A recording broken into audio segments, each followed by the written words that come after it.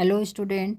आज मैं आपको बीए तृतीय वर्ष के पंचम सेमेस्टर से जो आपके पाठ्यक्रम में शामिल है, पुस्तक का नाम है हिंदी का राष्ट्रीय काव्य, उससे कुछ अति लघु लघु और विस्तृत प्रश्न लेकर आई हूँ जो आपके परीक्षा के लिए उपयोगी साबित होगा। तो आपको मैं बताती चलूँ कि जो पाठ्यक्रम में है आपके हिंदी का राष्ट्रीय काव्य, उसमें आपको पृथ्वीराज रासो के साथ, जिसके रचनाकार चंद्र बरदाई हैं, भूषण, पाखनलाल चतुर्वेदी, सुभद्रा कुमारी चौहान, भारतेंदु के साथ साथ अन्य कवियों को पढ़ना है। तो संक्षेप में मैं आपको कुछ अति लघु प्रश्न बता रही हूँ।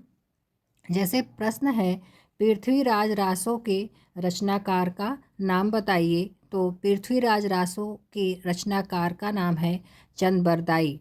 अगला प्रश्न है उसी क्रम में कि जगनिक हिंदी साहित्य के किस काल के कवि हैं।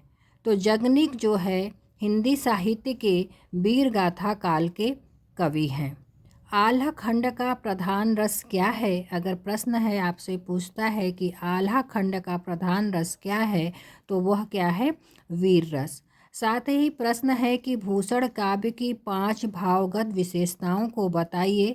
तो भूषण काव्य की 5 भावगत विशेषताओं में वीर रस की प्रधानता, उदार जीवन दृष्टि, जन नायकों का गुणगान, युग प्रतिनिधित्व और जातीयता और राष्ट्रीयता की भावना को प्रमुखता दी गई है। अगला प्रश्न है, हरिऔध जी द्वारा लिखित 2 उपन्यास। हरिऔध द्वारा लिखित 2 प्रसिद्ध उपन्यास के नाम बताइए। तो ठेठ हिंदी का ठाठ एवं अधखिला फूल, ये उनके उपन्यास का नाम है। अगला प्रश्न है उसी क्रम में कि माखनलाल चतुर्वेदी ने किस पत्रिका का संपादन किया। तो माखनलाल चतुर्वेदी ने प्रभा नामक मासिक पत्रिका का संपादन किया। सुभद्रा कुमारी चौहान की कुछ प्रमुख रचनाओं के नाम बताइए। तो सुभद्रा कुमारी चौहान की कुछ प्रमुख रचनाओं में मुकुल, चित्राधार, बिखरे मोती, उन्मादिनी आदि रचनाएं हैं। प्रश्न है, रामधारी सिंह दिनकर की प्रमुख रचनाओं के नाम बताइए। तो रामधारी सिंह दिनकर की प्रमुख रचनाओं में हुंकार, रेणुका, रसवंती, कुरुक्षेत्र, उर्वशी आदि शामिल है। कैफी आज़मी ने कितने फिल्मों के लिए गीत लिखे, ये भी आपके पाठ्यक्रम में है। तो कैफी आज़मी ने लगभग 80 फिल्मों के लिए गीत लिखे थे। है प्रीत जहाँ की रीत सदा, यह गीत है प्रीत जहाँ की रीत सदा, यह गीत किस फिल्म से लिया गया है। तो यह जो है पूरब और पश्चिम से लिया गया है, जो सन 1971 में निर्मित हुई थी। अब इसी क्रम में आपको मैं लघु उत्तरीय प्रश्न बताती चलती हूँ। आप अपना पेपर जो है, परीक्षाएं चल रही हैं, तो आप अपना जो पेपर है इसी आधार पर तैयार कर लीजिए। हिंदी का राष्ट्रीय काव्य पुस्तक का नाम है। प्रश्न अब अगला है लघु उत्तरीय में। प्रश्न ऐसे पूछ सकता है कि भारतेंदु अथवा द्विवेदी काल की राष्ट्रीय भावना पर संक्षिप्त में प्रकाश डालिए। अगला प्रश्न है, गुरु गोविंद सिंह द्वारा लिखित चंडी चरित्र विचित्र नाटक एवं उनके 5 ककार पर संक्षिप्त में टिप्पणी लिखिए। प्रश्न है आपका, भारतेंदु हरिश्चंद्र की भक्ति भावना पर जो है टिप्पणी लिखिए। मैथिली शरण गुप्त को राष्ट्रीय कवि क्यों माना जाता है, स्पष्ट कीजिए। उसी क्रम में प्रश्न है, जयशंकर प्रसाद द्वारा लिखित हिमाद्री तुंग श्रृंग का सारांश। ध्यान दीजिएगा, ये कविता मैं इस कविता का व्याख्या भाग आपको बता चुकी हूँ, मेरा वीडियो आप देखिएगा। तो ये भी ध्यान रखिएगा कि भारतेंदु हरिश्चंद्र, गुप्त, जयशंकर प्रसाद, इन लोगों की जो कविताएं हैं और इन पर प्रश्न बहुत इम्पॉर्टेंट बनते हैं। तो प्रश्न क्या है कि हिमाद्री तुंग श्रृंग का, तो जब वो कविता आप पढ़ेंगे तब आप उस कविता के आधार पर उसका सारांश अपने शब्दों में लिखेंगे। प्रश्न है जवानी कविता। ध्यान दीजिए, यह भी आपके पाठ्यक्रम में है। तो जवानी कविता वर्तमान परिस्थितियों को बदलने के लिए हमें प्रेरित करती है, स्पष्ट कीजिए। तो इसे आपको बताना होगा उस कविता के आधार पर।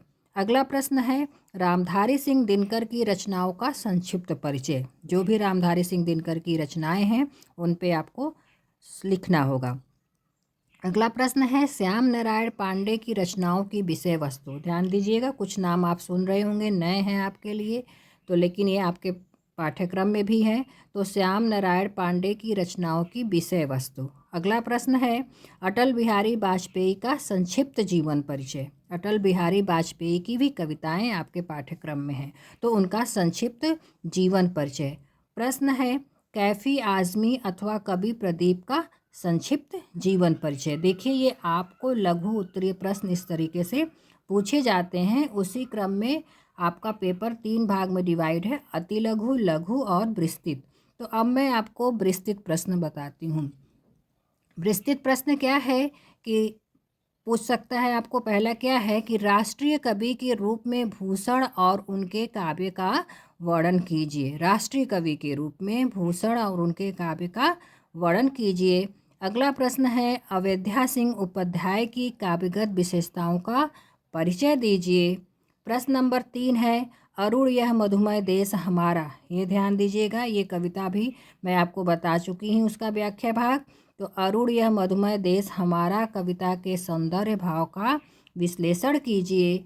उसी क्रम में प्रश्न है श्यामलाल गुप्त पार्षद द्वारा लिखे गए झंडा गीत का संक्षिप्त परिचय या विश्लेषण कीजिए। प्रश्न है श्याम नारायण पांडे हिंदी भाषा के वीर रस के सुविख्यात कवि थे, स्पष्ट कीजिए। इसी क्रम में प्रश्न है सोहन लाल द्विवेदी जी द्वारा लिखित कविता चल पड़े जिधर दो डगमग में का सारांश अपने शब्दों में लिखिए। और प्रश्न अगला बता रही हूँ आपको, कवि प्रदीप अथवा साहिर लुधियानवी का जीवन परिचय देते हुए उन्हें प्राप्त पुरस्कारों का विवरण दीजिए। अंतिम प्रश्न मैंने ये बताया है आपको कि हिंदी फिल्मी गीतों में राष्ट्र प्रेम की भावनाओं को व्यक्त कीजिए। ध्यान दीजिएगा, आपका सिलेबस पाठ्यक्रम भी यही है।